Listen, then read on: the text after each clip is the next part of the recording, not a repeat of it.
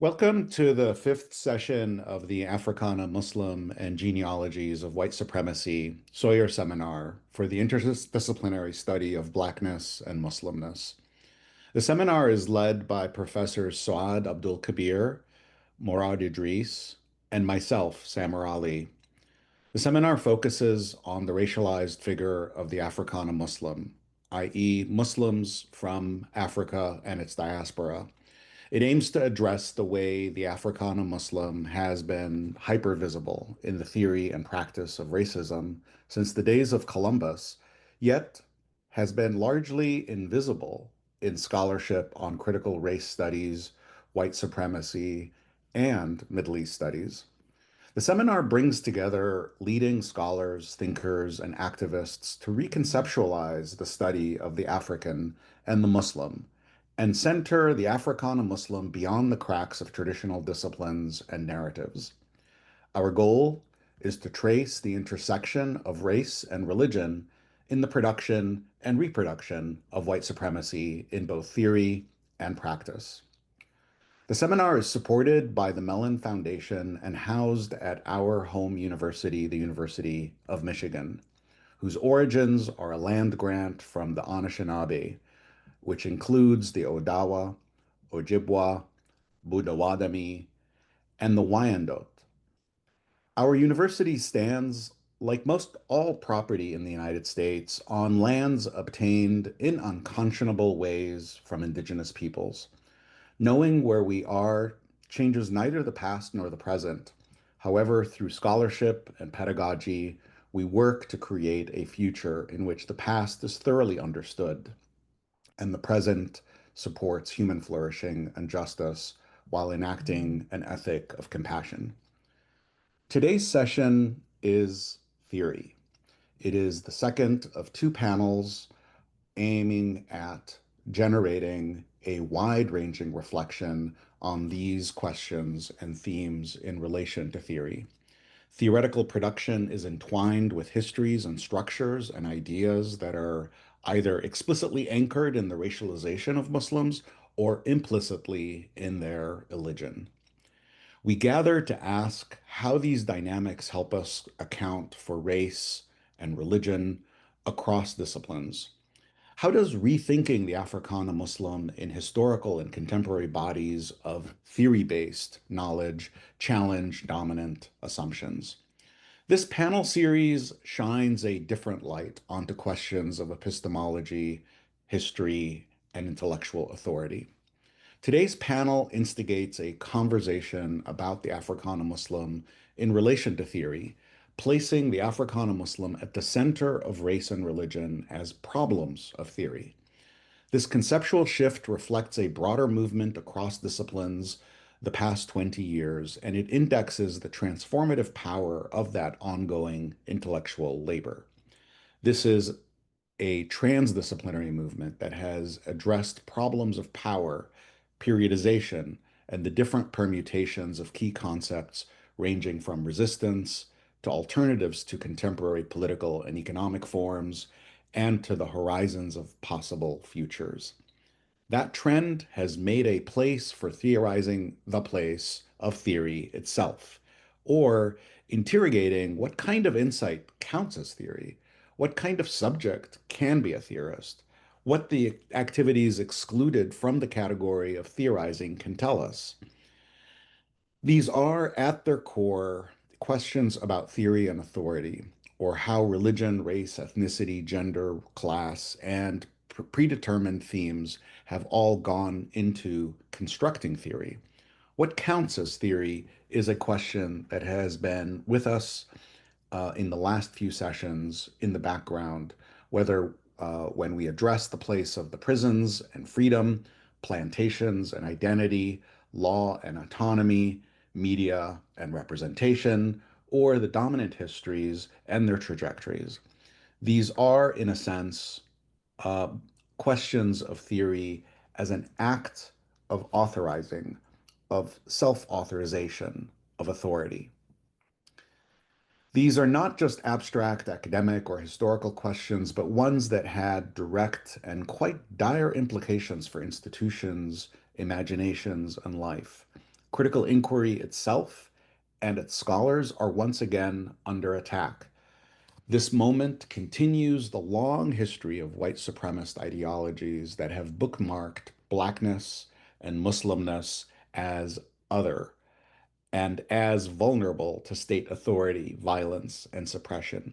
It also continues a long history of critical intellectual production and perhaps theorizing that speaks to the even more pressing need to continue the work of envisioning and working toward a world where those most vulnerable among us can flourish.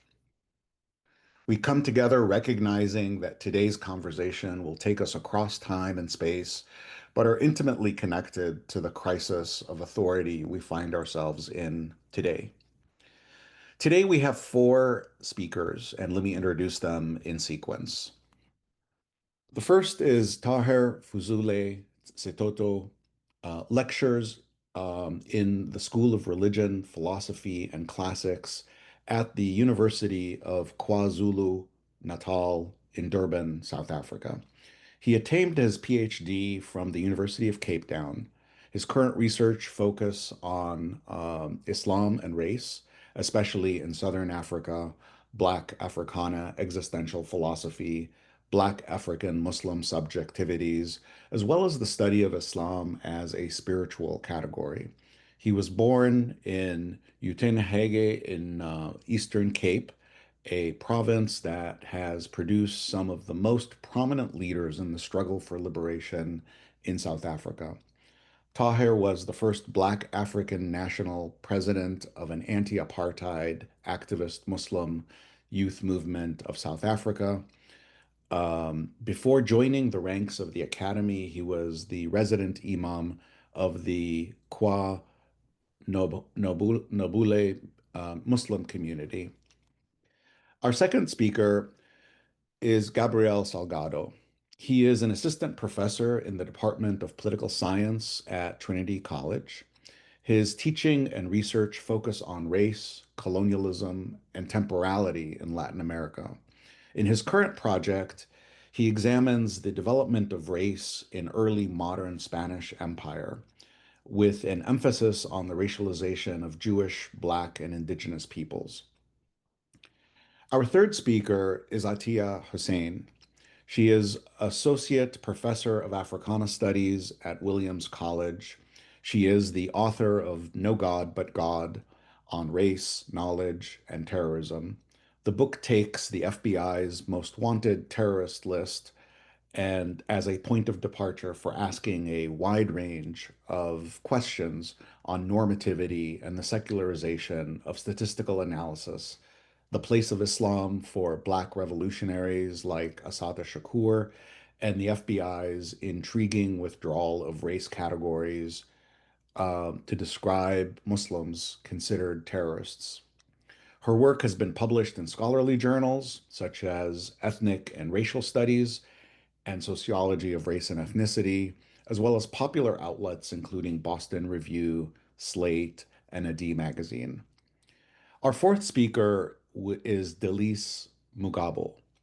She is an assistant professor in feminist and gender studies at the University of Ottawa. She's a Black feminist geographer and a member of the Third Eye Collective, a group dedicated to transformative justice for Black women survivors of sexual violence. Her publications focus on Black feminist mobilization, radical Black activism in Montreal in the 1990s, and anti-Black Islamophobia. I will now turn the floor to my colleague Imam Abdul Karim, who will take it from here. Oh, no, I'm sorry. My apologies. We'll start with our speakers and then Iman will jump in later. Um, First, let's start with Gabrielle. Gabe? Yeah, Gabe is fine. Mhm. Well, thank you so much, Summer, for that introduction, and also Murad and Suad for the invitation to participate in this seminar. Marissa, for your help in organizing it, and also to my co-panelists who I look forward to being in conversation with. So my remarks today are largely going to deal with the relationship between Blackness and Islam in the early modern Spanish imaginary, and particularly the role that notions of blood purity had in shaping the production of Blackness as a racial category. So just to give you a bit of context, which you've heard a bit about already, my work focuses on the development of race in the early modern Spanish Empire, particularly in New Spain, or what is today Mexico. But my account of race, however, starts prior to conquest with the enactment of the first blood purity statute in 1449 on the Iberian Peninsula in Toledo in Spain. And so these blood purity policies were policies that codified a distinction between new and old Christians. So, new Christians were those who could be shown to have an ancestor who had converted to Christianity. These were first conversos, or Jewish converts, and soon after that, moriscos, who were Muslim converts to Christianity. And old Christians, on the other hand, were those who lacked such ancestors and thus came from a pure Christian lineage. And over the course of the late 15th and then the 16th centuries, this designation of Old Christian became a prerequisite for holding public office, for rising to certain high ranks in religious orders, admittance into universities, in short, for enjoying the full privileges of Christian subjecthood. So when someone was attempting to access these institutions or opportunities, one was required to produce what was called a probanza de limpieza de sangre, or proof of pure or clean blood, which involved a genealogical investigation to make sure that one did not have any convert ancestors. The colonization of the Americas brought these blood purity statutes across the Atlantic, where indigenous and then African peoples became subject to them. And I'll speak to some of the complexities of how they were applied to free and enslaved Africans a bit later. So, this concept of blood purity, as well as the actual policies, were central components of racialization, as part of what I argue in my work. They informed what categories like indigeneity and blackness meant, and they shaped the implications that being put into one of these categories had on an individual's life. So, scholars, particularly those focusing on colonial Latin America, have long recognized the importance of blood purity. It's kind of impossible not to, given how pervasive these policies were. But there has been a tendency to insist that they are a religious form of discrimination, at best proto racial, and then to distinguish them from a properly modern form of race, which scholars either often say emerges post 1492 with the colonization of the Americas, or in the late 18th and 19th centuries with the rise of so called scientific racism. Now, part of what I want to suggest is that we should consider these policies simply as racial and pay attention to how groups like conversos and moriscos, those Jewish and Muslim converts to Christianity, were part of the early modern Spanish racial imaginary, alongside other groups that we may more readily recognize as racialized. So, to use again the terms that come across in my archival research, indios, negros, mulatos, chinos. And there are good empirical reasons, I think, that we should just think of these groups, conversos and moriscos themselves, as racial groups, racialized categories, which I can speak to the empirical side of my argument later if folks are interested. But part of what I want to highlight is that I think that these acts of periodization, the splitting of the racial from the religious or the proto-racial, also point to political differences and how people seek to define race and the work that it does in the world. So, especially given the focus of the panel today, I want to think about what this kind of differentiation between race and religion serves to enable in different moments and in different contexts.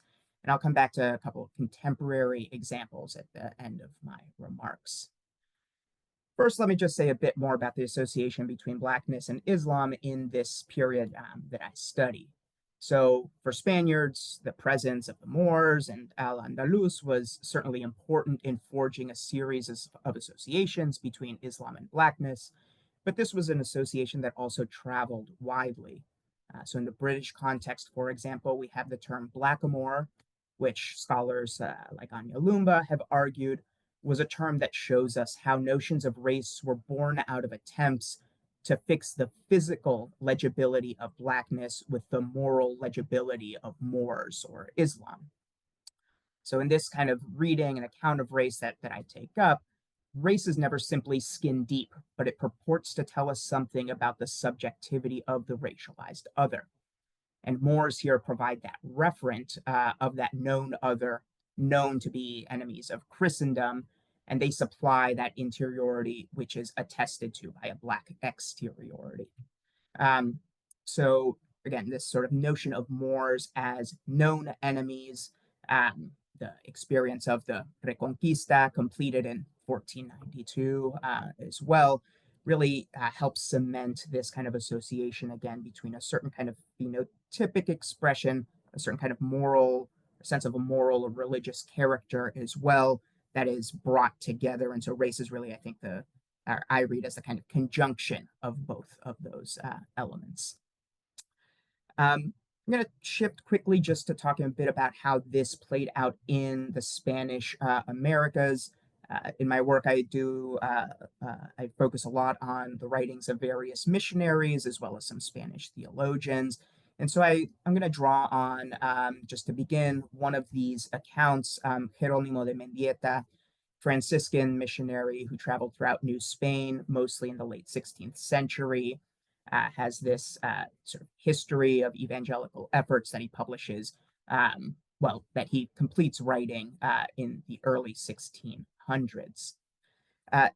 Mendieta is actually interesting because he's remembered as a somewhat of a kind of humanitarian missionary, and this is a group of folks who I'm particularly interested in, who tend to be framed by their kind of critiques of Spanish colonial violence, the sort of like care that they have for the preservation of indigenous life and indigenous souls, but who generally also tend to pair that with a certain kind of disinterest in the lives or the violence committed against Black peoples, or an outright kind of excusal of it as well.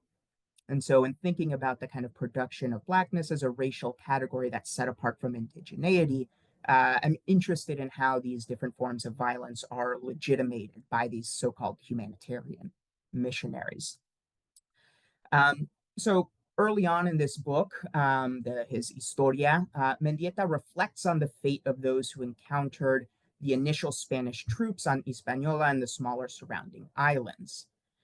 And although he has nothing but praise for figures like Columbus and Cortes, who he referred to as a second Moses, Mendieta expresses a great deal of anxiety over other late Spaniards, whose behavior might compromise the Christianizing mission.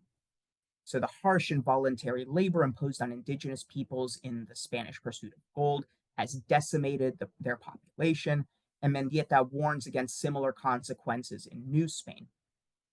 So the legitimacy of specific forms of conquest and labor appears tied to the people over whom they are exercised, as Mendieta lambasts an overly zealous newly appointed governor of Hispaniola, who arrives to the island with 3,000 Spanish troops, quote, as he says, as if they were going to conquer Oran from the Moros, from the Moors. Oran, a sort of city in present-day Algeria. There's a lot of back and forth there, reconquered by the Spanish in the early 16th century. So here in this account, I think we see how notions of violence are modulated through a logic of difference, where what is taken to be constituted a legitimate use of force, as opposed to excessive violence, is dependent on the recipient as well as where it is carried out.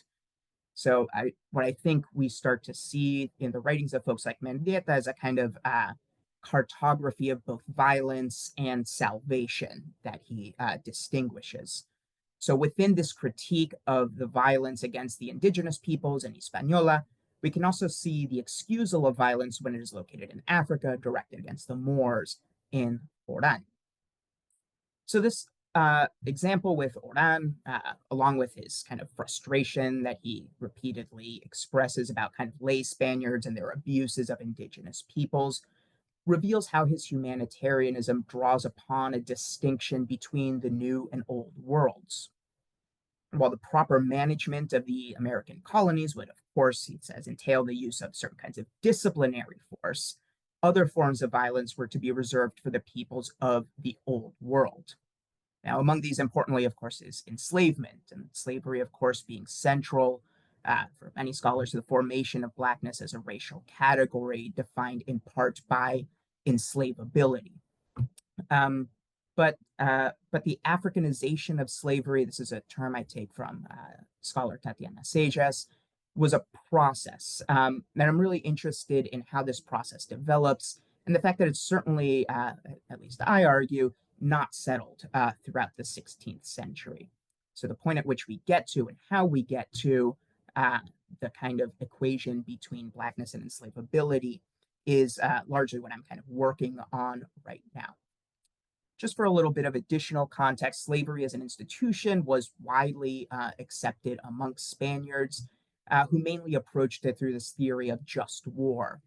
And Spanish theologian, one of the other figures I work on, Francisco de Vitoria, often described as one of the kind of fathers of international law, again, at times celebrated for his humanitarianism, at other times sort of read as actually looking for clever ways to excuse colonization in all these ways, was one of the principal elaborators of this just war theory.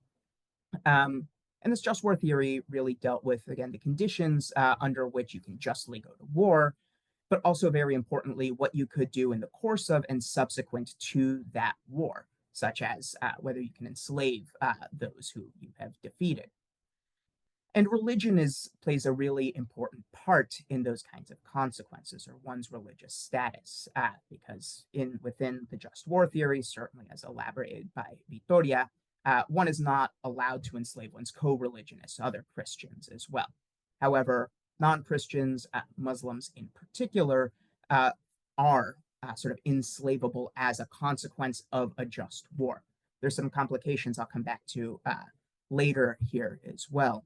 But one thing that I do want to note that is important here as well is that Vitoria, however, emphasizes that religious difference itself cannot be the cause of a just war. So simply being religiously different cannot be the basis for going to war. He says that of indigenous Americans as well, but also of Moors and other Muslim groups in the old world, that simply the fact that they're religiously different does not justify your going to war. There still needs to be some offense committed upon one. And then he very cleverly comes up with all these kinds of offenses that one can sort of always find or always point to, which will legitimate the war that is being fought. So this is part of I think, the building of this association between Black peoples and Islam. But I do want to point that it's still somewhat ambivalent, this association at this point. So another missionary of this time period, Gregorio Garcia, who I write about, is less convinced of this image of a new world, and he instead really focuses on the kinds of threats that the old world population is sort of already visiting upon it. So he talks about the kind of mixture of nations that existed in Spain. Obviously, this is part of Al-Andalus as well. And then he goes on to write, quote, where what I am saying can best be seen is in our Indies, where there are Castilians, Indios, Portuguese, Galicians, Biscayans, Catalans, Valencians, French, Italians, Greeks, and Negros, and even Moriscos and secret Gitanos, or those who have a small piece of this caste and descendants of the Jews are not missing, all of whom, living together in the same provinces, forcibly must mix themselves in by way of marriage or by way of illicit conjoining or copulation. So here in Gregorio Garcia's work, I see a kind of ambivalent framing of so-called negros alongside moriscos. So we should note that he distinguishes between these same groups, but the kind of lead into them almost does, I think, do some work in associating them, right? So it's and negros and even moriscos is the kind of progression that he draws on. So we see the linkages there, but importantly, they are still listed separately. I'm going to give a couple other quick examples as well. One of the very famous, perhaps the most famous humanitarian missionary from this time period, Bartolomé de las Casas, kind of, again, the infamous protector of the Indians. However, also is noted as having advocated for the importation of enslaved Africans as a kind of substitute labor force as well. Um, got it. Which position he later goes back on. But I think that there's a few. I'm going to skip this quote in the sake of time. Throughout his Historia, the sort of the longer history of the Indies that he gives, he castigates the Portuguese for their role at this point in the establishment of the slave trade. So he writes, between other insults and terrible evils and detestable injustices, harms and scandals committed by the Portuguese during these discoveries against the inhabitants of those lands, who to them were innocent, were they Moros, Indios, or Negros, or Alárabes. And then he goes on to say that there is a very noteworthy incident where he says, no distinction. They made no distinction between the Negros and Moros, nor did they in any other land that they found. They stole and captured all. And so in Las Casas, we still see this kind of importance or this emphasis on making this distinction that these are somewhat distinct categories and that matters. The fact that they have not done harm to them or offense to them, again, resonates with the Victorian approach to just war, which requires that initial injury be done to them. I'm just going to try to go quickly through the rest of this. So just briefly to note what the status of both free and enslaved Africans was in the New World. It's actually a bit complicated, and it largely depends on the institution which is putting on these statutes. So these categories of purity are not set on purely from above by the crown, but each institution is developing their own, largely in line with each other, but are developing their own policies of who counts as pure, who counts as a new Christian, who counts exactly as an old Christian. So we actually don't see a full uniformity.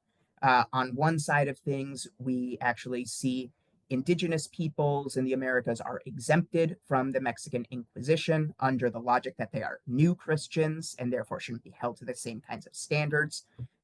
Black peoples in the Americas are not exempted from the Inquisition.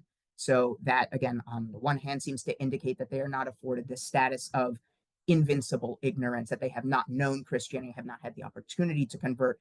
And this actually puts them a lot closer to Jews, Muslims, and converts in building that association with Islam. At the same time, their sort of categorization as impure and they're being barred from accessing a lot of these institutions on the basis of purity does seem, again, to sort of like align them with these sort of non-Christian, non-old world people, and actually brings them closer to indigenous people, depending on the institution.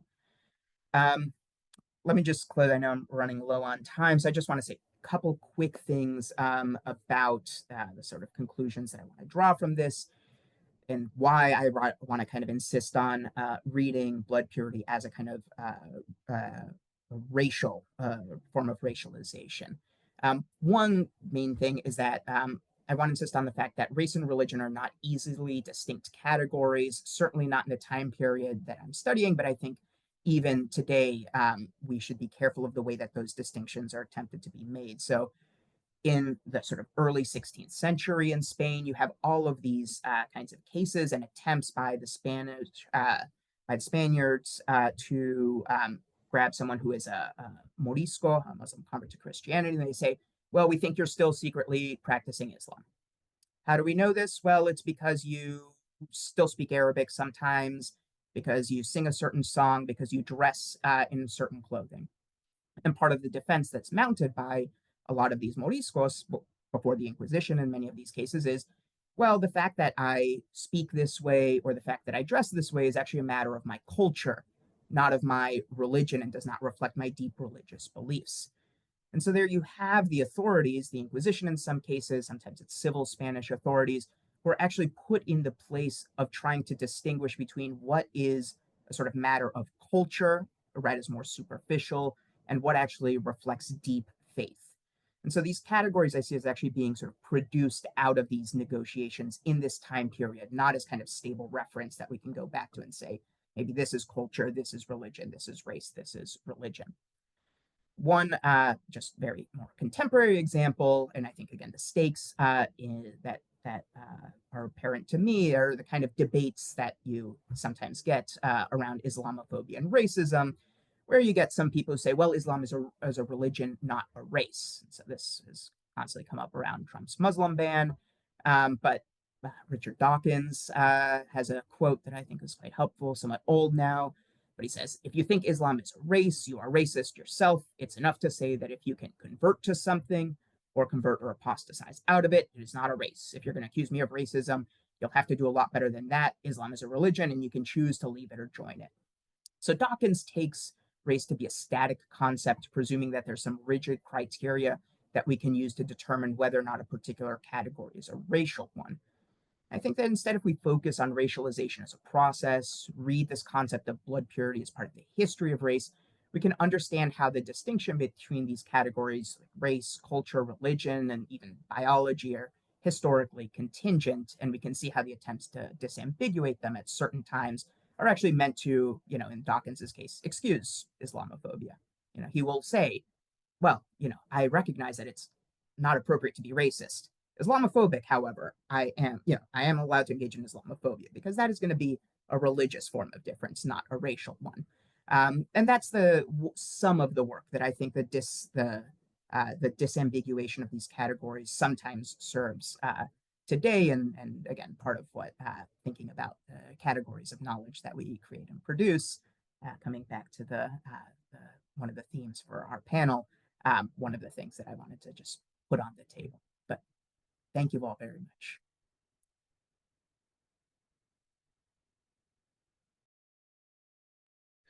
Thank you, Gabe. Much appreciated. Our next speaker is going to be Atiya Hussein. Please go ahead.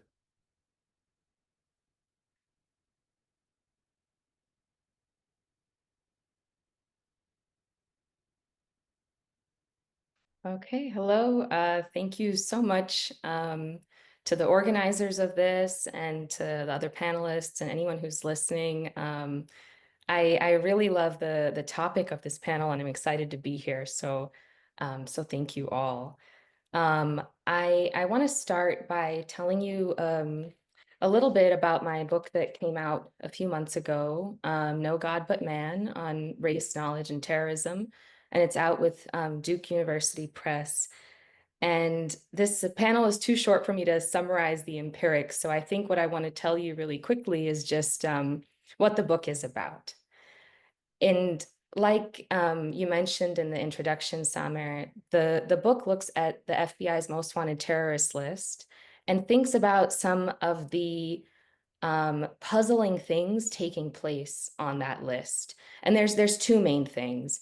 One is that Assata Shakur, former Black Panther and Black Liberation Army member, is on that list in 2013.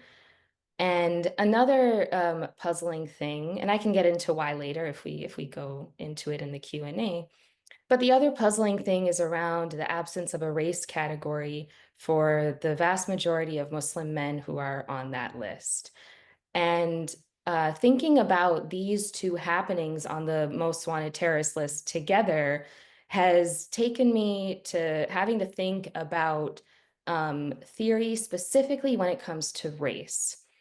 So the book in general is highly concerned with categories, how they happen, how we think inside particular categories or outside of them, and how we might benefit, especially in the study of race and Islam, where Blackness figures prominently, of course, how we might benefit from engaging alternative categories.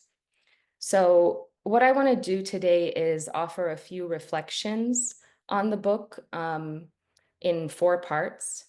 And each of those will raise a question about theory in the study of Blackness and Islam, but it'll unfortunately be devoid of empirics, which we can talk about another time. So part 1, obliteration. We often think of categories as something constructed, but attention to Blackness and Islam highlights how categories can be born of obliteration. The analysis of enslaved African Muslims' writings in the work of Sylviane Diouf, Michael Gomez, and R.A. Judy shows how this figure of the Negro was configured in part through a specific sort of obliteration that extracted Africans from Islam in this new American worldview. It was the obliteration, Cedric Robinson argues, from historical memory of actual encounters, like Gabe's presentation speaks to, actual encounters between those who would go on to be called Europeans and Black Africans. And then, of course, the obliteration of actual peoples to form something new, like this figure of the Negro and other races.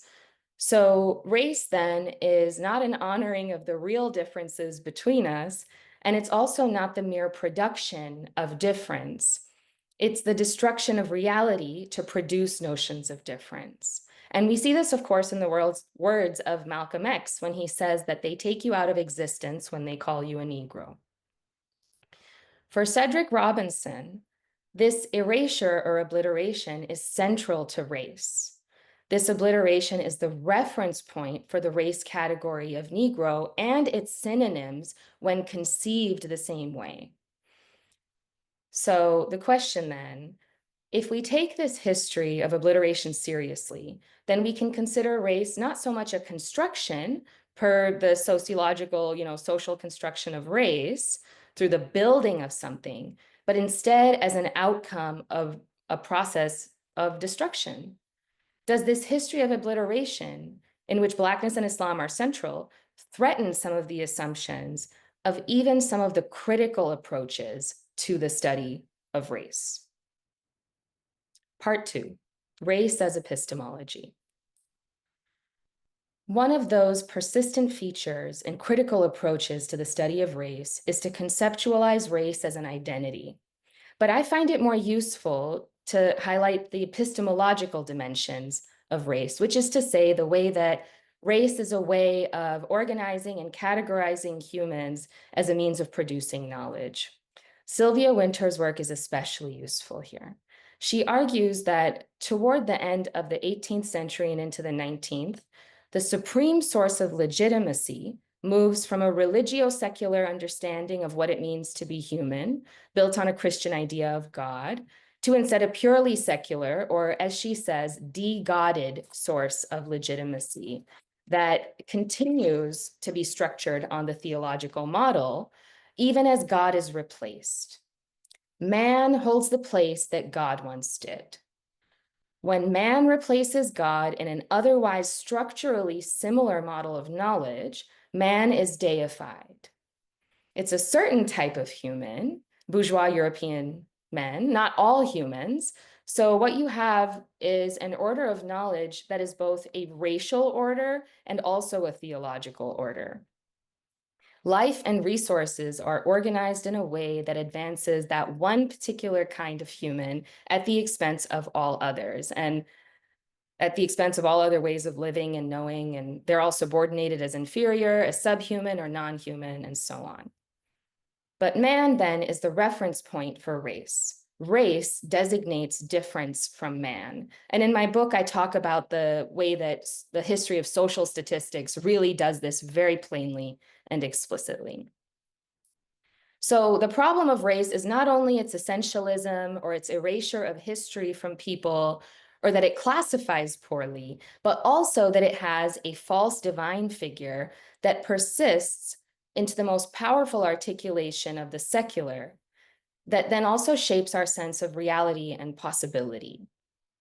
So with this de-godding and deified whiteness in mind, the question is, when we use race categories as our analytical categories, or try to claim and inhabit them as our identities, what exactly is it that we are claiming and inhabiting? Part 3, Black Islam rejecting white divinity. One of the basic features of Black Islam in the mid-20th century US, which is what I tend to focus on, was its rejection of white divinity. It's a tradition that mounts a serious critique of this deified oppressor and its material reality along the same lines of liberation theology and similar sorts of traditions. So while the movements inside of this umbrella term Black Islam, which I borrow from Dr. Abdul Khabir, while movements inside of that have used race language at times, there is a rejection of the epistemology of race and its material reality. There is a preservation of some notion of difference between all of us as humans, which is an important task to try to figure out how to actually do, but it is not necessarily a racial one in its epistemology. So how is this rejection of white divinity to be understood? If man replaces God in the order of knowledge, making it a racial and religious order of knowledge, then to what extent does Black Islam's rejection of white divinity destabilize the very basis of race? What is gained if we understand Muslim formations coming out of Black communities in the US as a rejection of race rather than embracing of it? Sorry, I don't know if you can hear the construction noise in the background, but I think it's like they just decided to start it right now. So part 4, the racialization of Muslims.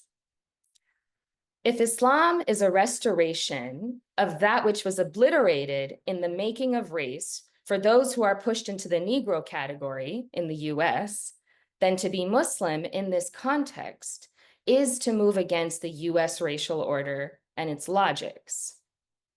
This revolutionary challenge to race then sits in tension with some of the theoretical frameworks we typically use to think about Islam in the US, specifically those that think inside of race categories or that take on their assumptions, even if just strategically, in order to make Muslims and Islam legible in a race framework and thus eligible for coalition building based on race or for liberal inclusion.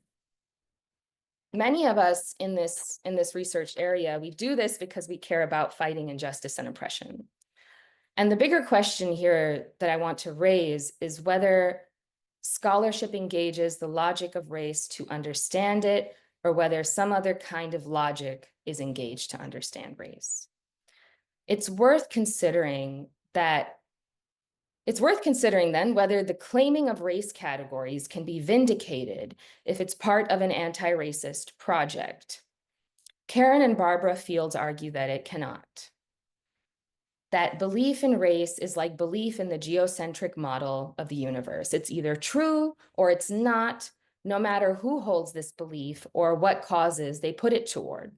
So we may ask then if we're unwittingly colluding in the work of making of something like proving that the geocentric model is true because enough people believe it, simply in order to show that this falsehood has an impact. Now, my work draws on many, many thinkers before me, and I believe that their work has already shown that it's perfectly possible to show the impact of race and racism without agreeing to operate inside the terms of race, without agreeing to take on those assumptions and falsehoods. To conclude, what material possibilities open up when our political and religious imaginations are freed from the bounds of race? What opens up when race is divorced from its current cultural association with progressive and radical thought and is instead returned to the colonial death machine that it comes from? One of my points today is that this is absolutely possible. There is precedent, there is a living tradition, there are thinkers, and at the very least, it's possible right now to shift our analytic categories and questions. So thank you all so much. I'm really looking forward to our conversation and already see so much overlap in our presentations and room for discussion. So thank you all. Thank you so much, Atiya. Our next speaker is going to be Dilis. I'm sorry. No, it's going to be Tāhir Sitoto.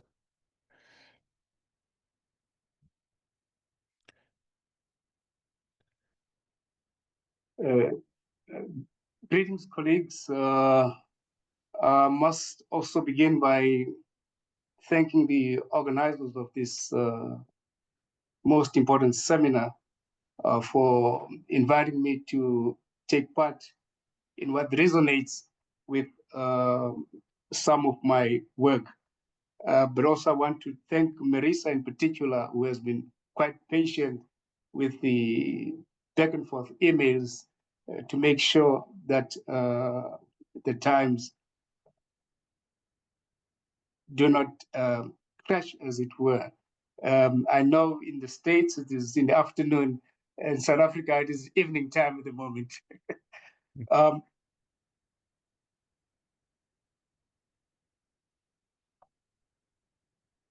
To make sense of my own reflections, I have titled it Notes on a Work in Progress, Rereading the Muslim Archive in South Africa through the Black Optic. Notes on a Work in Progress, Rereading the Muslim Archive through the Black Optic. I'm not going to read a formal paper, as it were, but merely reflect on some of my work, which it occurs when I read the brief about this seminar, that it very much tallies with some of the issues that I am grappling with, as it were, in trying to make sense, in particular, of the Black African Muslim presence in the South African context. If I was in another panel, I would have gone at length to justify why I'm invoking race as a hermeneutical tool. But in the brief by Samir Arya, I would think it is not necessary to do so, except to say that I am invoking race more as a hermeneutical tool to make a specific argument regarding the writing of Islam and Muslims in South Africa. The arguments that I'm making or have made in some other pieces of writing is that by and large, the writing of Islam and Muslims in South Africa is a racial affair. In making that argument, I'm not making it as a moral judgment, but rather as reflecting on the ways in which Islam and Muslims written about. Black African Muslim experience in the South African context, as anyone who has taken the trouble to comment on Black African Muslim presence would note that it remains, though present, it is an invisible presence, to use the language borrowed from Charles Mill, for example. In making this argument, I then engage with a number of prominent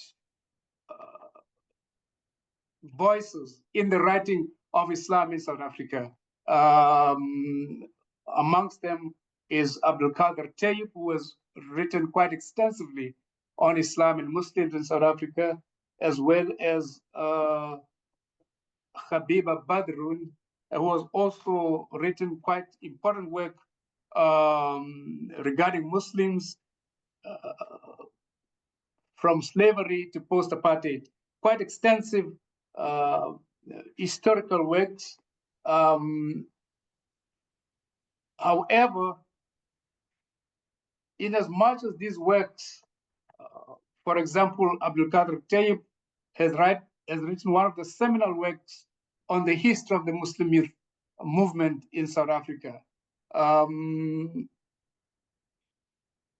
The argument that I'm making is that Black Muslim presence, in as much as it was present, for example, in the context of the Muslim youth movement, it is virtually absent from the matrices of analysis.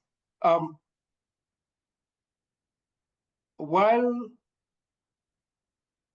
I'm unapologetic about the location of Black African Muslims in my intellectual pursuits, my interest, however, I think I must make this disclaimer, is not prompted by what some South African scholars dismiss as misplaced race thinking, especially in the context of post-apartheid South Africa and post-apartheid South African scholarship, where any reflections on race are dismissed simply as racism in racism in reverse. In as much as racial identification and politics of race continue to be burning issues in South Africa, my meditations on the question of Islam, Muslims, and race are driven and guided by a different logic. In particular, I am troubled by what we might refer to as the procedures and epistemic outcomes of how Islam and Muslims in the country are scripted, which results in what I have intimated. In what I've intimated is a racial affair, which I've qualified elsewhere as a theoretical deficit. By theoretical deficit, I'm specifically referring to the danger which confronts writings and research on Islam and Muslims in the country. And if uncontested, writing and research on Islam and Muslims in South Africa, I argue, risk reproducing what Mahmoud Mamdani, though not referring to works on Islam and Muslims, has referred to as racialized knowledge. A deep colonial impulse demands critical interventions to ensure writings on Islam and Muslims in South Africa, as I am arguing, are therefore not reproduced racialized knowledge as the apartheid and colonial archive have produced.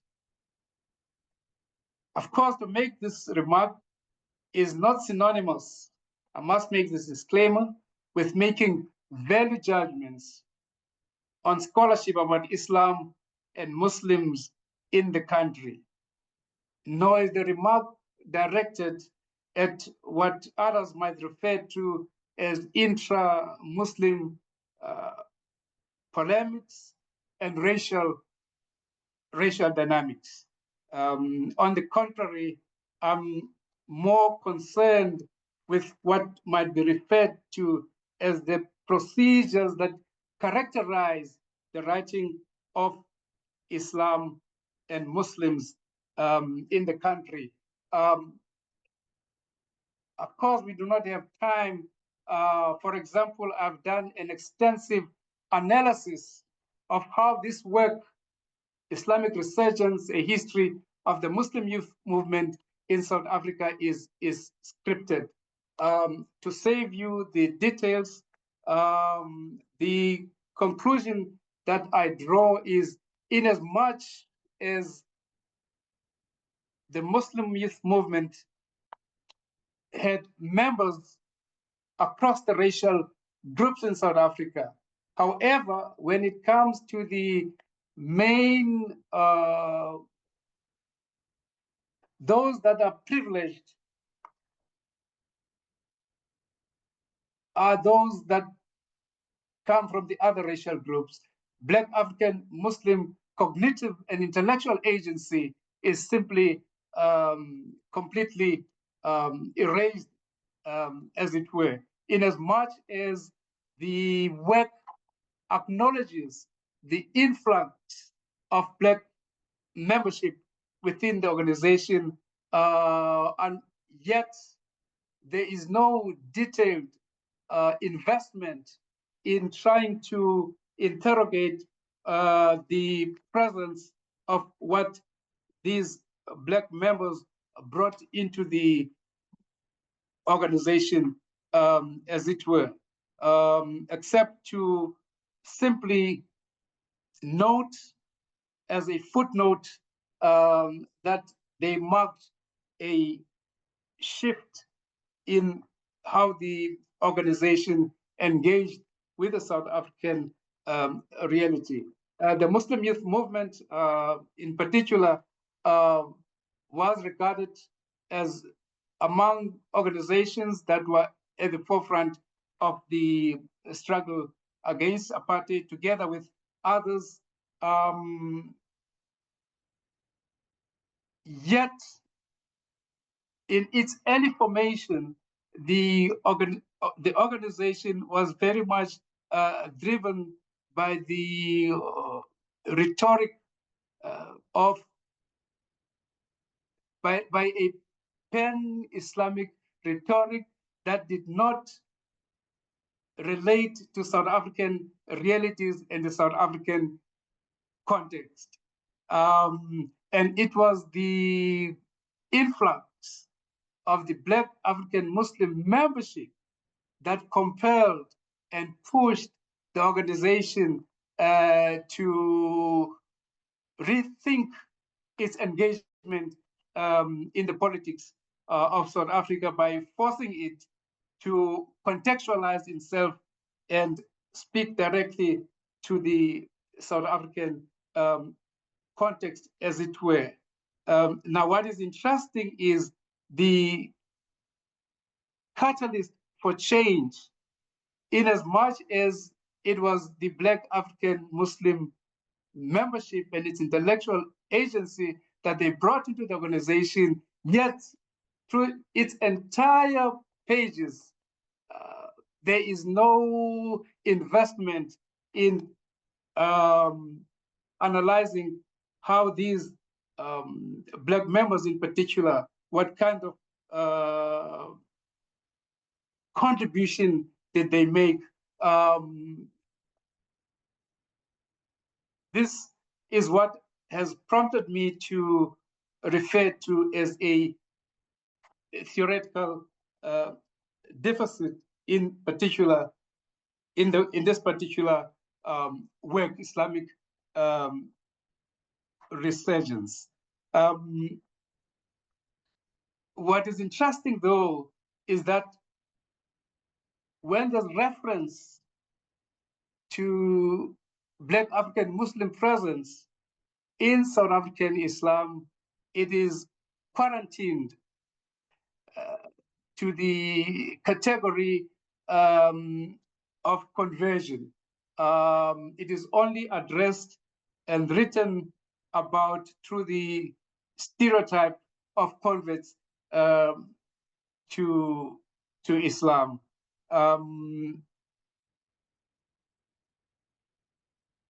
It is this stereotyping of Black African Muslim presence that I regard as highly problematic in the writing of Islam in South Africa, amongst other issues.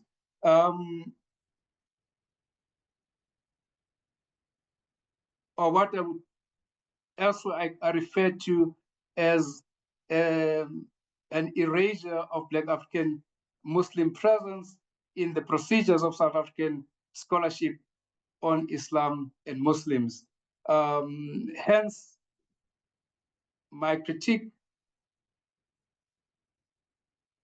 of the fetish fascination with Black African conversion to Islam, and call for rethinking Black African Muslim presence beyond, quote unquote, the moment of conversion. If the scholarship on Islam and Muslims in South Africa is to be advanced, it requires constant moments of self-critical introspection, to stop now and then and look through and look back at the Muslim archive as advised by one of the early Black scholars, Shabani Manganyi. Of course, I've singled out the question of race not to pontificate, but as a self-critique of the South African Muslim archive, making specific reference to how the Muslim youth movement in particular is scripted, but also even the seminal work, brilliant work by Habiba Badroun. It is underpinned by the problematic representation of quote-unquote Muslimness. Muslimness is presented as religio-cultural belonging of those who belong to the Asian diaspora. Muslimness proper is synonymous, quote-unquote, with being member of the Asian diaspora, and hence it is those members that are then regarded as the prominent subjects in the matrices of analysis. And hence, as brilliant as the work of Habiba Badroun is, it has prompted another critic, for example, who has engaged with the work quite extensively, Tammy Wilkes, who has argued that as brilliant as the work is regarding Muslims, as brilliant as it is,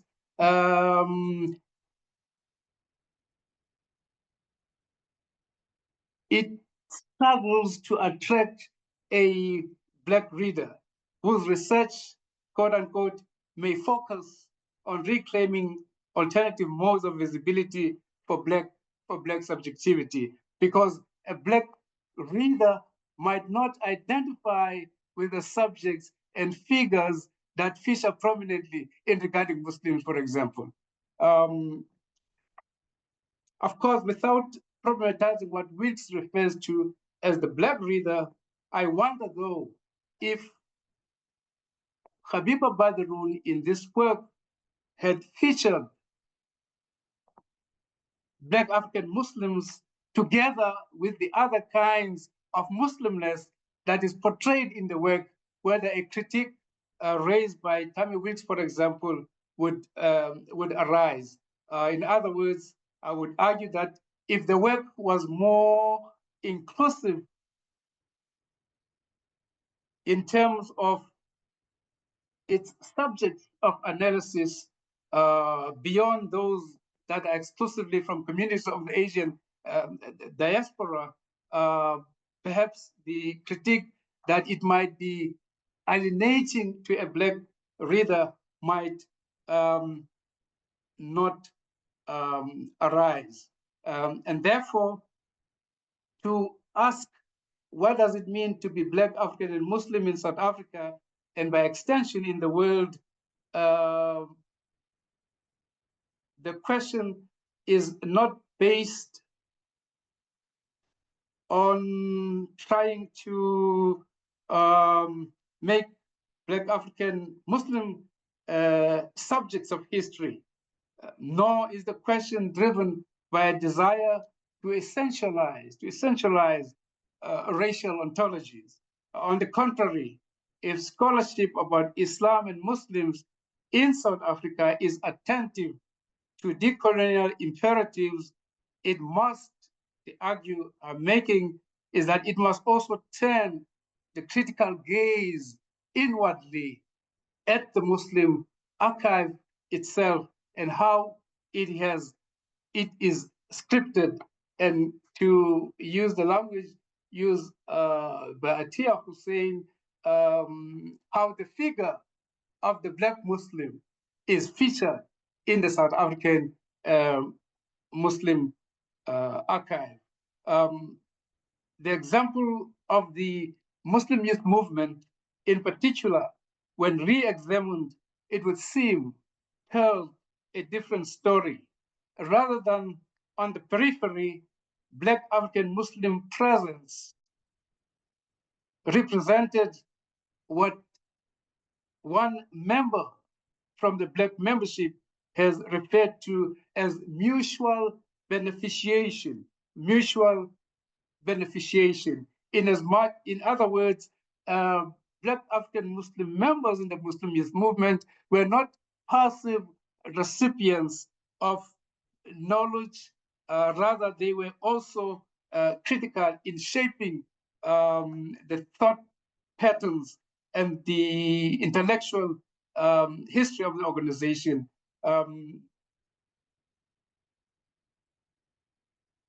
But among other things, it was this Black African Muslim presence that disrupted or punted, if you will, the image of the Muslim youth movement as an exclusively elitist and Asian middle-class organization. Some of the critics of the organization have argued that it was elitist, middle-class Asian cultural movement. That analysis does not factor Black African Muslim members in the organization who disrupted the idea or notion of the organization as an elitist middle-class organization. In other words, it would be historically inaccurate if we refer to the Muslim youth movement in particular to read it to read and interpret it through only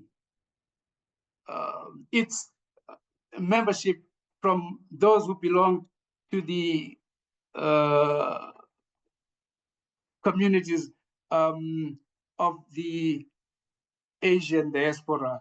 In short, to conclude, I argue it was the presence and the agency of Black African Muslim membership in particular that invested the organization, to use an expression from Paulo Freire, with pedagogies of the oppressed, pedagogies that were imbibed not through formal institutions of learning, but rather pedagogies that were imbibed through voracious reading and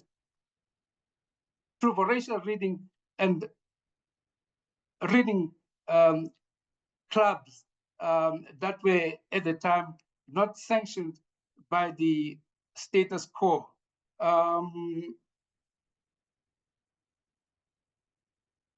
It is therefore critical that when we look at some of the foundational texts in the Muslim archive, to re-question the way in which Islam and Muslims are scripted within these foundational texts. And the argument that I'm making is, as they stand,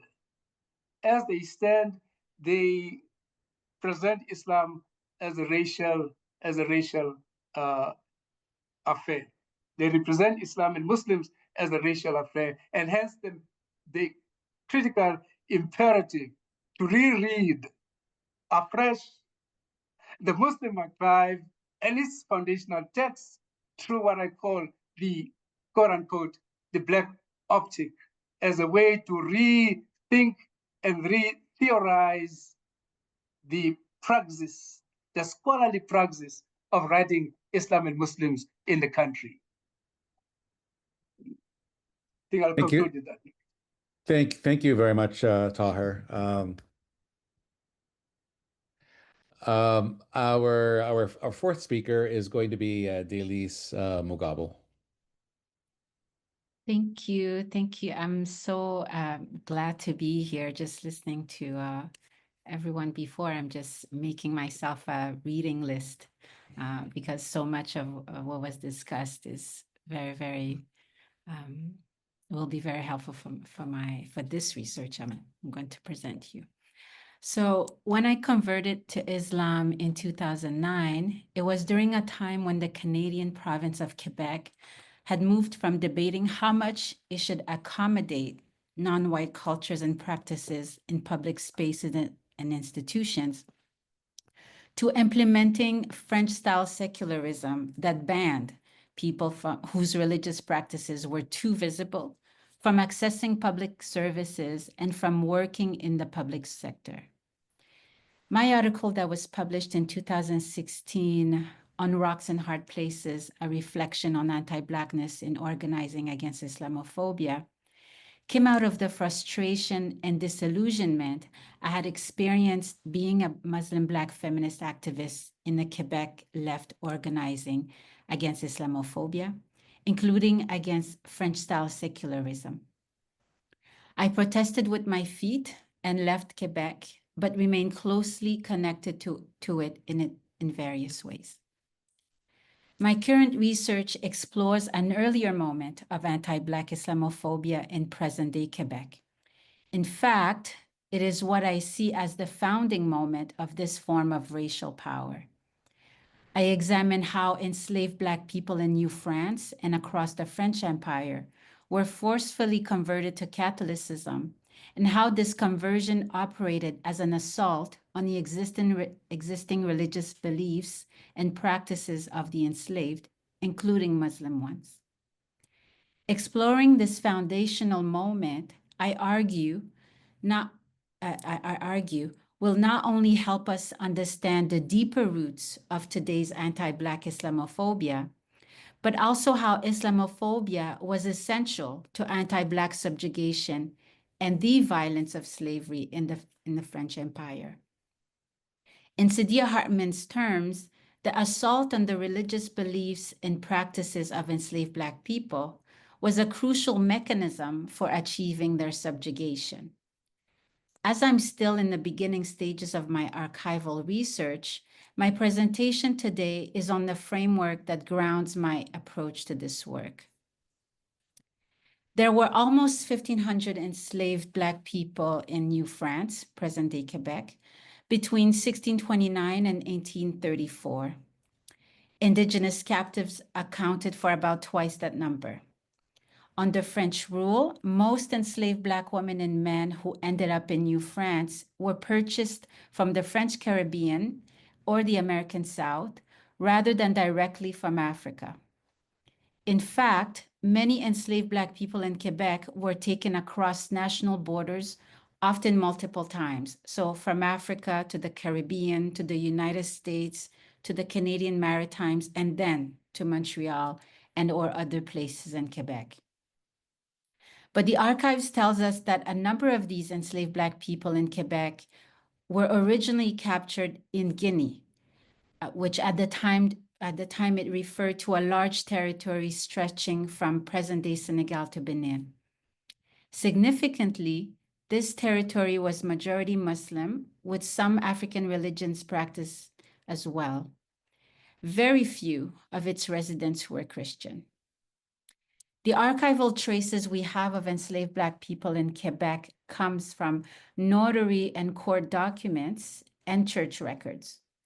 Usually, we only have a name and whether they were baptized and possibly the date of that event. When a date of baptism isn't provided, it could mean that their owner didn't formally get them baptized, or more likely, that they were baptized elsewhere in the Americas. Still, in studying slavery in Quebec, we must reconsider that many captives were erased from the archives because their captors decided not to baptize them. Critical geographers have long investigated how social power is exercised through control over space, including control over people in space. Black geographers have also highlighted a particularly important form of social spatial control: the confinement or enclosure of Black people within specific spaces. The power of Black confinement can be seen in the paradigmatic sites of anti-Blackness in the United States, so the plantation, the ghetto, and the prison. Just as racial power can be exercised through confinement, it can also work through a countervailing logic of dispersion and isolation. This insight is most often found in Black geographers' analysis of the academy or the discipline of geography, contexts in which Black people's separation from other Black people enables and functions as a particular form of oppression and violence. Anti-Black racial power, this work shows, operates partly through isolation and dispersion. Most of the literature on slavery, of course, is focused on places where enslaved people were especially numerous and geographically confined. So most often on plantations in slave societies like the Caribbean and the US South. The unintended effect of this focus is that other places where enslaved Black people were less numerous and or not confined to a plantation come to seem less relevant and at times less oppressive to enslaved Black people. Moving against this tendency, my work joins that of a few scholars who have examined how racial power operates in areas where Black people were more isolated, because within Quebec, enslaved Black people were largely separated from each other, dispersed primarily in Montreal and Quebec City, and across the rural landscape. Another strand of work to which I contribute examines enslaved Black people who lived in their owner's home.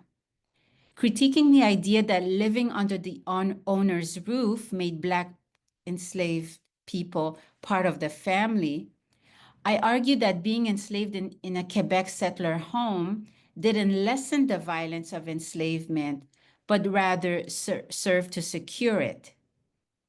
One effect of living in the home of the slave owner was to enable various forms of surveillance.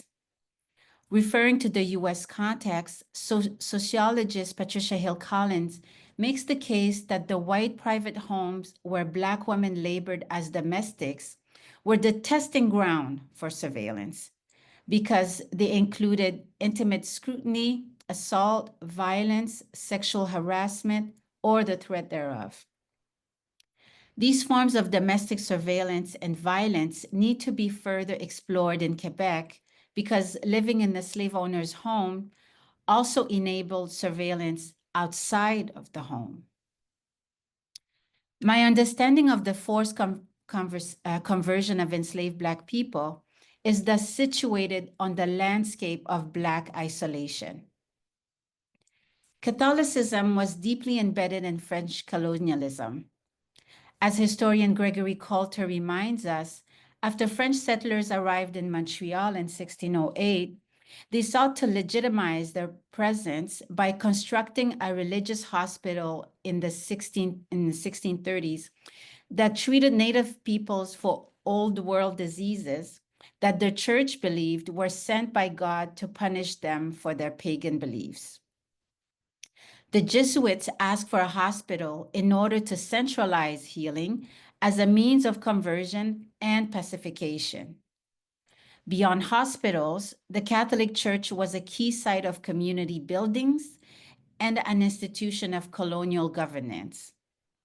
In rural parishes, for example, the church was the physical site of many community and colonial governmental activities, and it mediated the actions of the civil authorities. This was the society and landscape that enslaved Black people would find themselves in.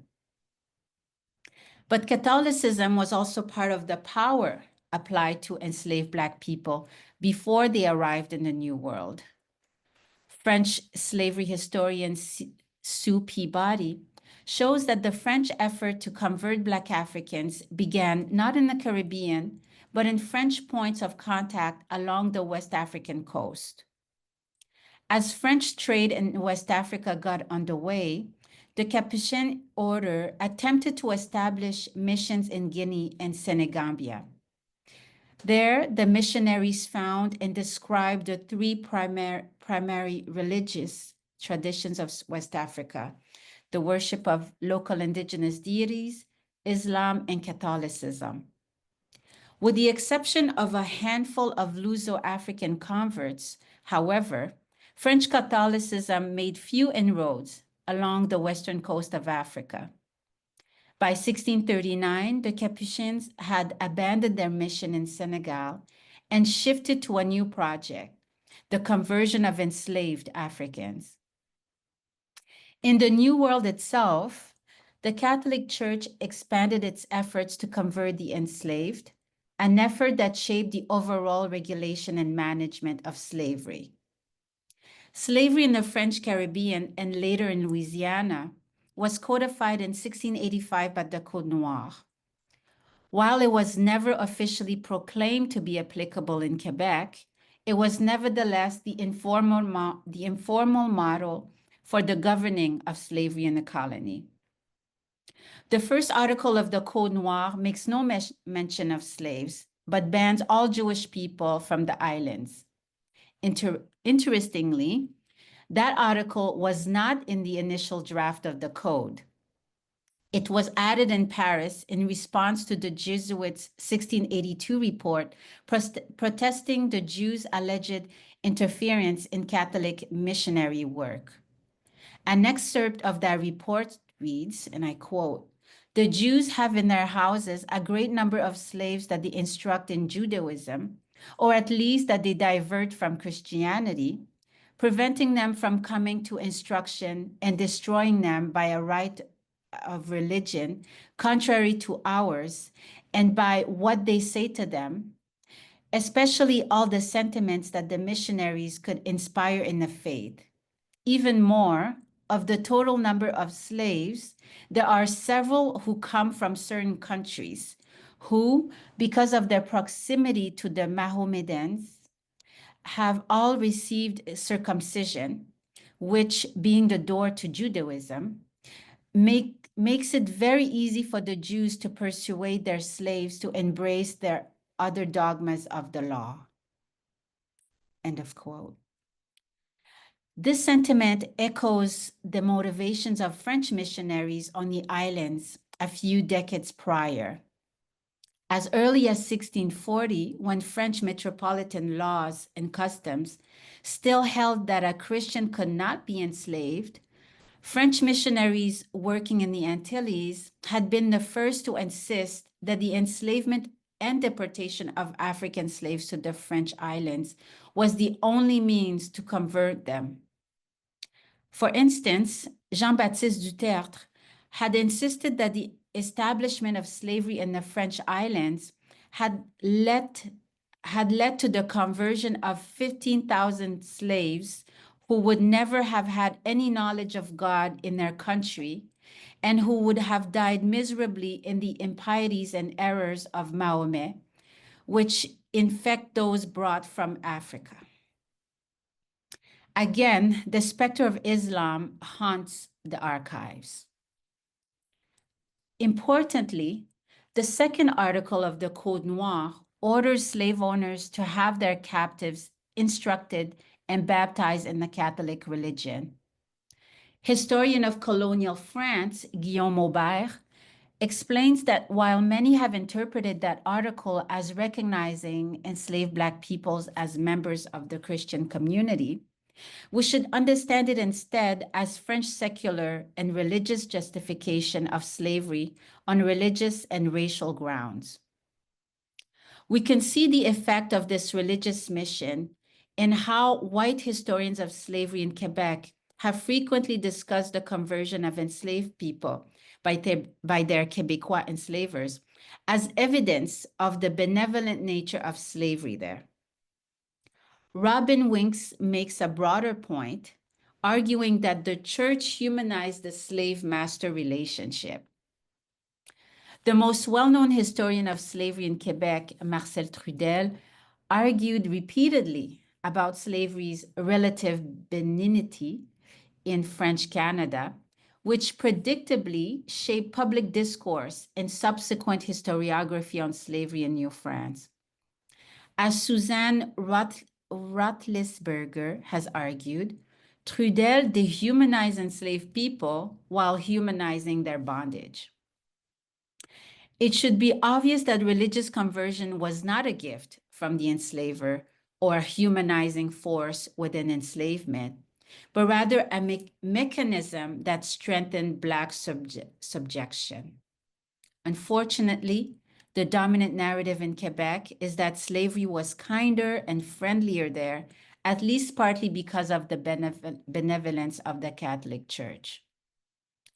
Conversion to Catholicism was used to encourage slaves' obedience and acceptance of the status quo, and as we've seen, move them away from prior religious beliefs. As Oliphant puts it, conversion to Christianity induces radical discontinuities in personal lives and cultural histories of enslaved people. Quite poignantly, religious scholar Katie Walker Grimes takes a critical approach to her investigation of Catholicism and the politics of slavery. She makes the case that it is because we misunderstand the way slavery operates as a violently enforced relation of perverse intimacy that we fail to appreciate the coercive and cruel character expressed in baptismal ministry. Indeed, the history of slavery in Quebec continues to be rendered more mundane and therefore more forgivable than it really is. In that tale of benevolent settler whiteness, the baptism and conversion of enslaved Black people is so normalized that it becomes part of the nation's family values. Enslaved Black people in Quebec left places where Black communities not only existed, but constituted majorities, to a space where they were isolated one from the other. An important part of being religious or spiritual is practiced in community. Religion takes different meaning and possibility when in community. Isolation in Quebec broke that possibility in significant ways.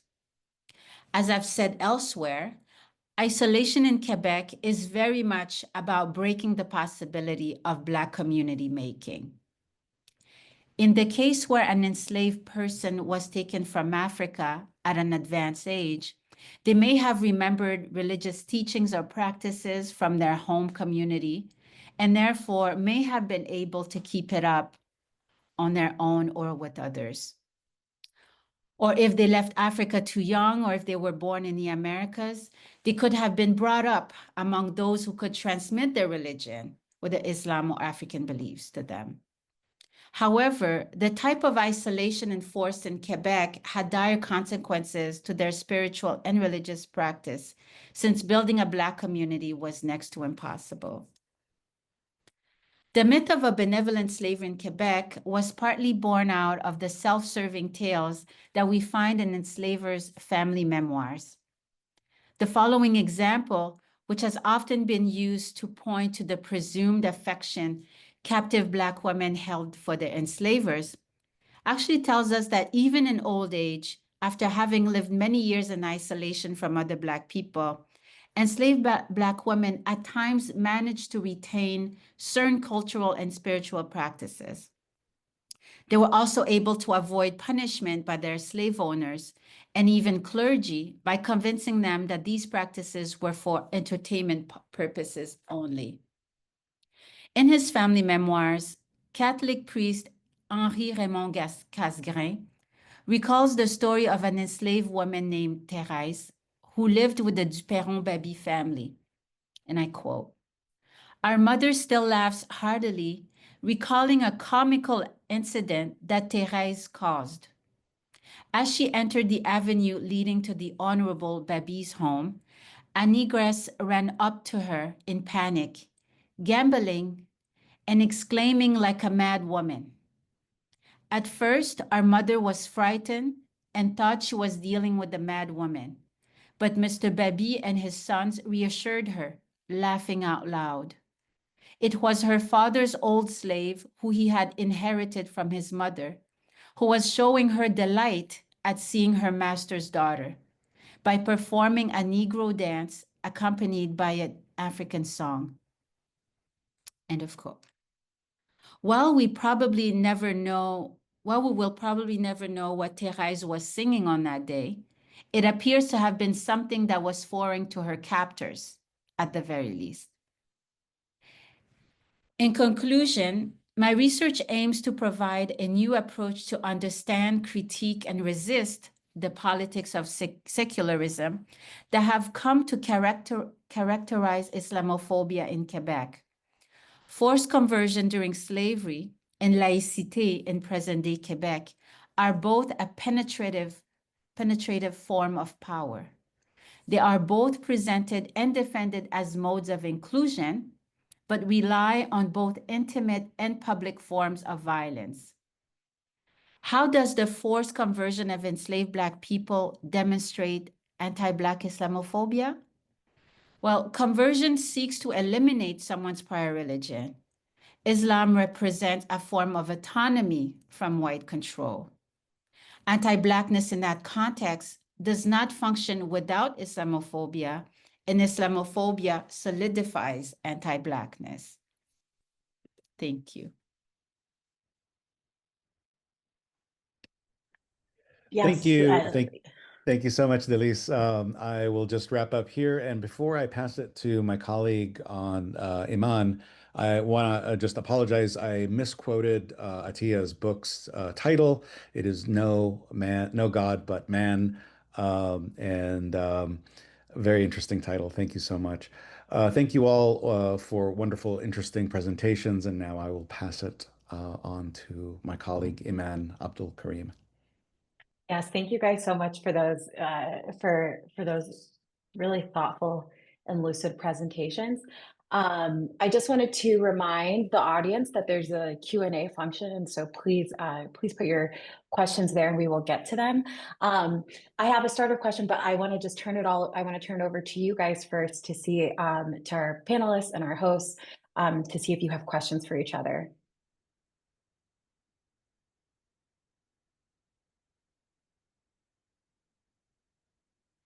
Yes, go ahead, Gabe. Thank you. Yeah, wonderful, wonderfully constructed panel. I feel like all of the presentations really spoke to each other so well. And I'm still, I think, formulating exactly the question, but there seems to be, I wanted to draw some connections between, Delise, what you were talking about with isolation and displacement, and Atiya, your discussion of obliteration, because it seemed, at least to me, like these are really concepts that are working alongside each other in a certain kind of way, or at least point to similar kinds of perhaps violence in subject formation. And I'm curious because in my own work, and on its face, it might seem like I was thinking I'm on the other side because I'm focused all on these moves of inclusion that these humanitarian missionaries have. And, I at times sort of like, especially the missionaries, take them at their word that they are whatever, sincere, or I don't know what we lose by not seeing them as sincere and really caring about the salvation of souls of enslaved people and so on and so forth. But I guess, yeah, I mean, that's clearly, I don't take that to be incompatible with that kind of like violence that, Delise, I feel like you just drew out really beautifully. So the question I'm sort of struggling to formulate, I guess, is, has to do with what we gain or lose by seeing these forms of violence like as actually inclusive and like inclusive forms of violence versus maybe the falsity of that inclusion, saying they are still fundamentally exclusive in some way. They are still a move of distancing versus, sorry, Delise, I missed the person that I think you cited on the kind of the perverse intimacy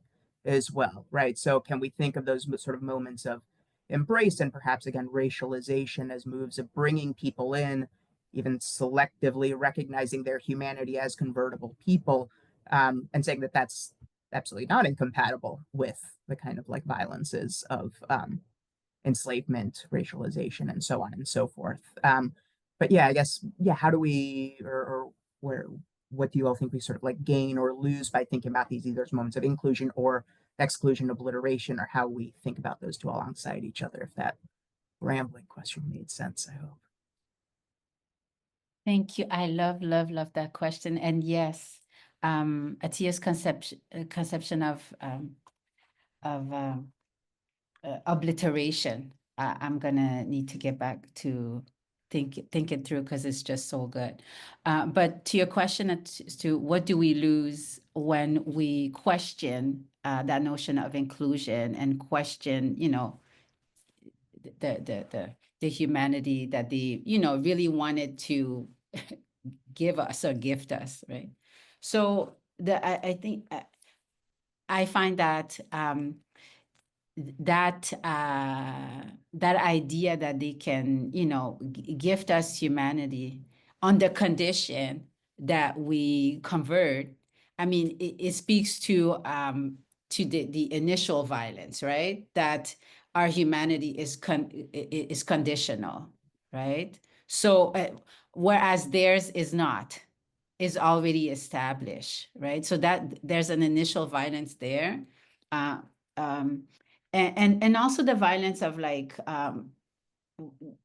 this idea that they even hold that because they are presuming this proximity to God, and they are assuming that, you know, God does not know us, right?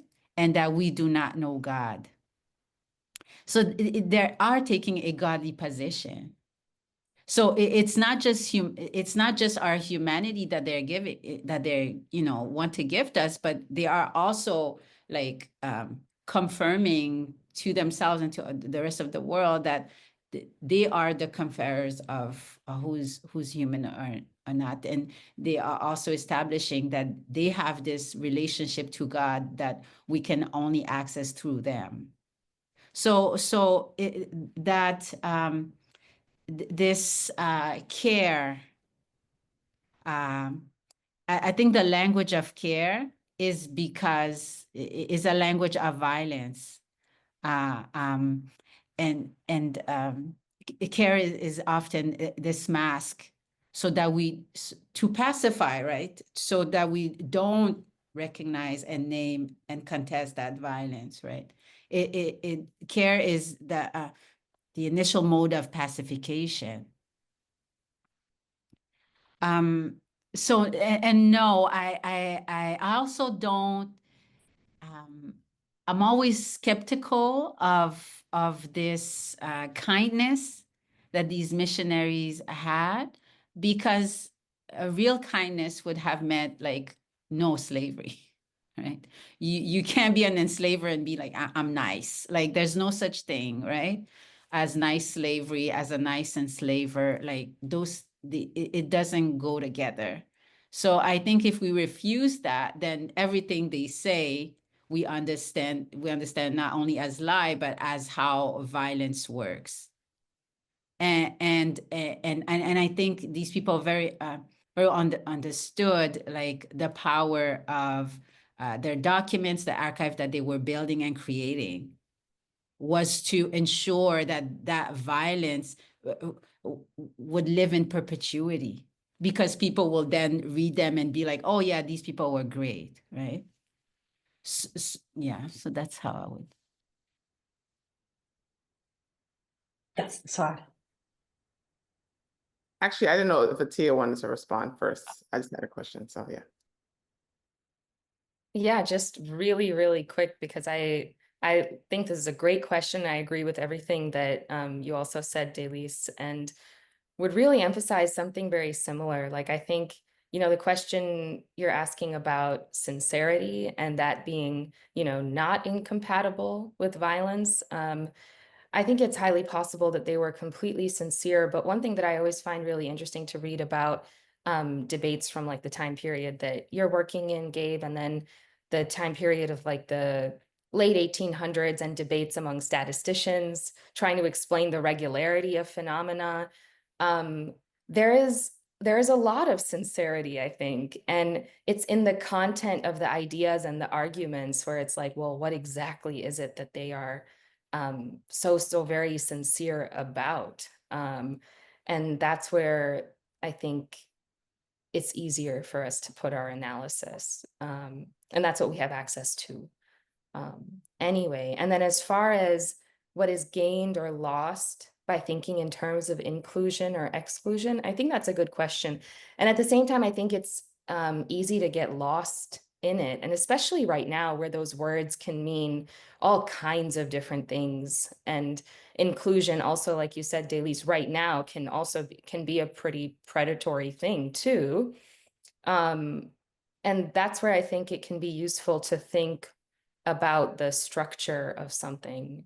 And it has inclusionary and exclusionary pathways, but and the people who are in each of them can change. There's all kinds of shifting. But if the general integrity of the structure remains, then we still have a problem. So I think it is useful, though, to chart out what is at any given time an exclusionary pathway or an inclusionary one. But yeah, go ahead, Swad. Yeah. Yeah, thanks. Yeah, no, I also love the sort of obliteration sort of versus kind of construction, and then sort of displacement, isolations versus confinement as analytical frames, right? And the kinds of things that open up when you do that, right? So I just wanted to second that because I wrote it down. I was like, I have to come back to this and think more about it. But I had two questions, I guess. One was just for Gabe in terms of, I don't know if it was Gregorio Garcia. There's someone you quoted, and it was a long list of people, and it was like, and I noticed that they were citing groups of people that seemed to have like nuance, maybe their city or their town or something. And then it was negros, right? And I was wondering like why in this period, because we talk about that today, right? Like Black people don't have ethnicity, like it's just Africa, it's like all this kind of, and so why in like, is this the 16th century? Like, why are they not like Fulani and Wolof, and Hausa? Like, what I mean? Like, why is Negro the category? So that was a question for that. And then I had a question for Tia in relationship to Tahir, and for both of you too, because this idea of you were talking about like shifting from race, because it seemed like in Tahir, in your analysis, right, race kind of like the kind of melding or blending of race and Muslimness in the South African context, right, makes this kind of theoretical deficit you're talking about, right? So it makes all these Black South African Muslims who are involved, like that makes that history, that story just invisible. Like we don't even know what's happening because of this type of thing. Yeah, Atia, I heard you sort of pushing us like to sort of think what other kind of category we could use that isn't race, right? I was like, I don't know if this is the Black versus African thing or what, but anyway, I'm just interested in sort of like, if we shifted, how would we also capture, right, the kinds of things, so Tahir is talking about, which continue to be like in a lot of different contexts, right? You will have a similar kind of situation where like there's a kind of elision of kind of race and religion in a way, right? Where that kind of makes one group the group, right? And everybody else kind of gets lost in the sauce. So I was just wondering about that. So those are my two questions. Thanks.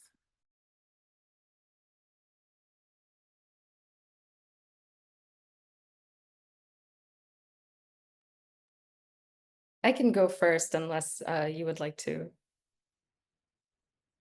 Oh, sorry, Gabe is first. Go ahead, Gabe. My mistake. I guess I'll just say, yeah, very quickly. Yeah, that the Gregorio Garcia kind of like listing of all of the people and then just the consolidation of everyone else as negros is yeah, I think is absolutely that kind of like erasure.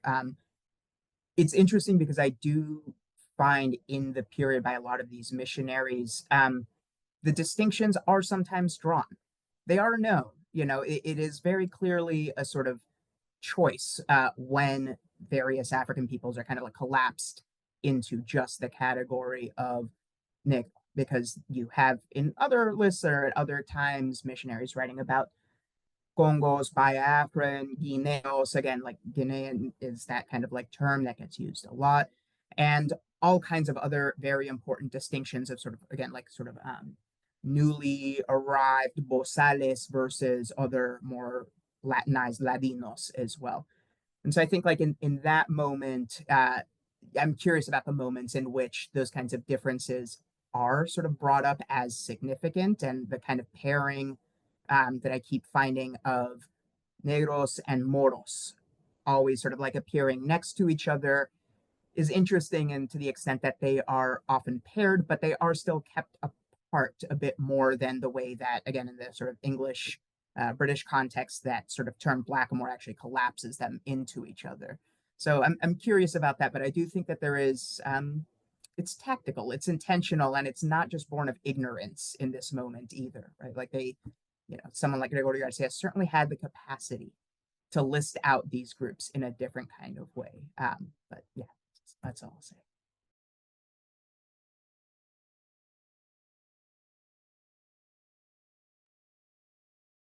So I think that's such a great question, and it is really the question. And I only have like a little bit of something to say to it, but I think there's so much more room to go. So you're exactly right. The push is to shift from race and to think inside of other categories as opposed to thinking inside of race. And I think the way that a really good summary is from David Theo Goldberg, that the idea is to mention race, to talk about it, but not to use it. And so making a distinction in that way, because this is definitely not an argument for colorblindness or for eliding racism or race. The issue to me is how we talk about it and what our relation to it is, not to say that, there's nothing to say about it and we gain something by ignoring it, right? So I think swapping words out doesn't work, because the integrity of that epistemology still remains its sort of structure, right?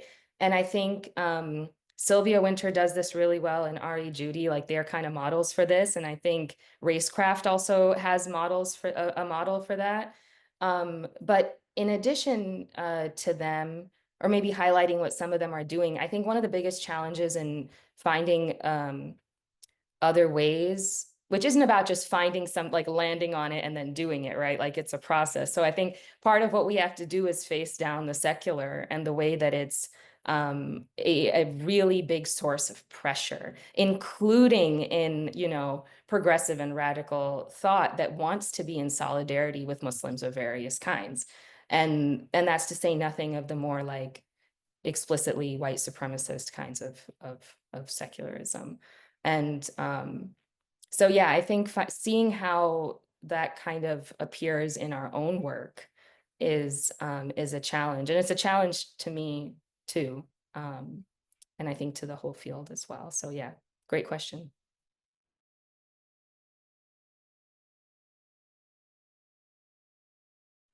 Tahir, I wanted to give you a chance to respond as well.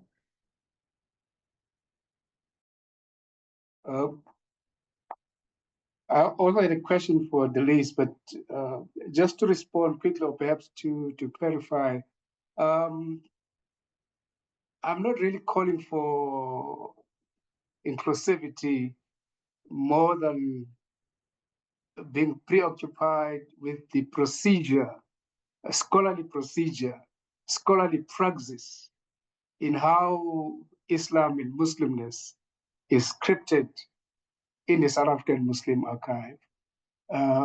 It would seem that the South African Muslim archive does not, it excludes, it erases, to borrow Atia's phrase, it obliterates the figure of the Black African Muslim as a matrices or part of the matrices of analysis. And the question perhaps to ask is, what are the discursive possibilities? What are the discursive possibilities for the project of rethinking and writing Islam and Muslims in South Africa through an inclusive episteme, rather than one that erases Black African Muslims and pushes them and quarantines them to the zone of the shadows, to use Tabe's apt metaphor. So the concern, as it were, is how do we interpret the scholarly praxis in the Muslim archive, in the way Islam and Muslims have been scripted in South Africa. And here we're referring to some of the most enlightened texts, foundational texts, that unfortunately suffer from what I've described as this theoretical deficit, where Black Muslim presence and cognitive agency is completely ignored or overlooked. But the question that I wanted to pose to Delise, of course, I'm very much attracted to the theme of conversion. And the question that I wanted to ask is, how would you characterize, because you seem to speak of forced conversion, and the question that I wanted to ask is, how would you characterize, how would you interpret what one may call voluntary conversion as a form of reclaiming one's humanity? In other words, it would seem that this idea of forced conversion places too much agency on the missionaries. And again, to what extent is it ignoring the agency of the oppressed in the decision that he or she or they take in reclaiming their humanity through quote unquote conversion? Yeah. So,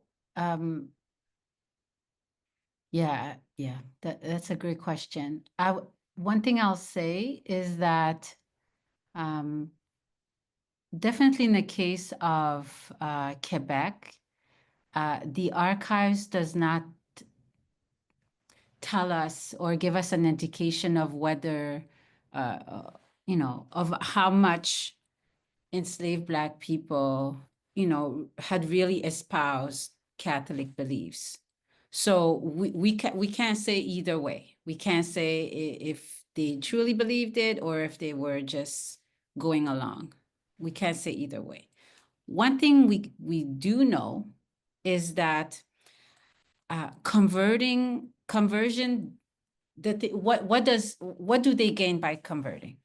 Okay, so they gain, maybe some form of respite from the owner's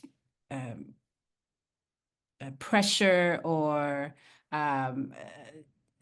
the owner's pressure, but also the slave owner's retaliation. We do know that there's definitely that to be gained. There's also access to other Black people. So in the case, so we know that in Guadeloupe, Martinique, for example, converting will give you access to spaces that were only for Black people who had converted. So there's community to be gained. And we know, for example, in the case of Quebec, once you are, the way that Black people gained access to each other was by the opportunities, for example, of the slave owners network. So because they followed them in their trade, so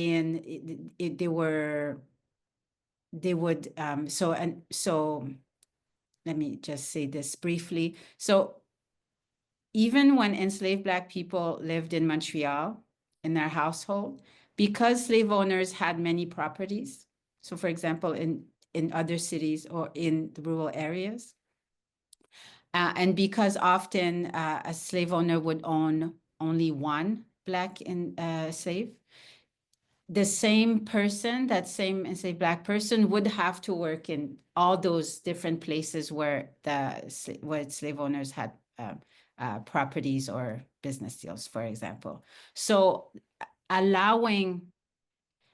being able to move around with their owner would give them access to see what was in, who else was in the other cities that were part of his slave owners' network.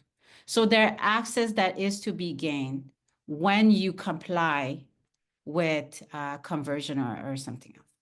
Okay. So, but what are the other indications that enslaved people may have actually espoused Catholic beliefs?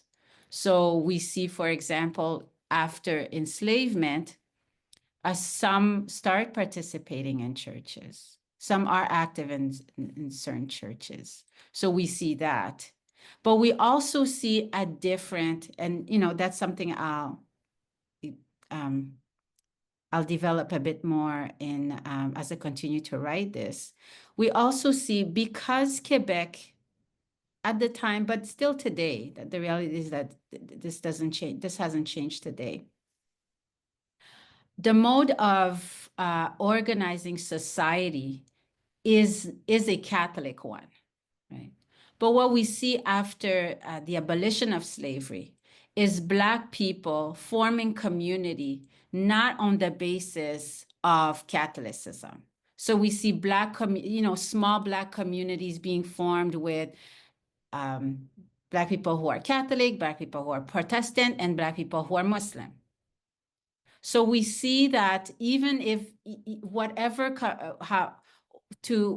religion or Christian denomination that they converted to, when that is not their, it does not provide the basis of community formation.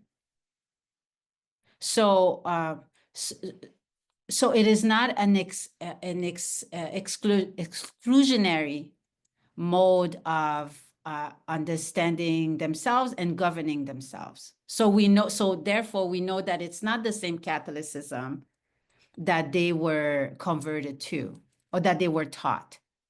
So it's not a Catholicism that is exclusive or that is dehumanizing of Black people who are not Catholic. So that's how I would answer that their religious mode of governing themselves and how they see each other and other people is not from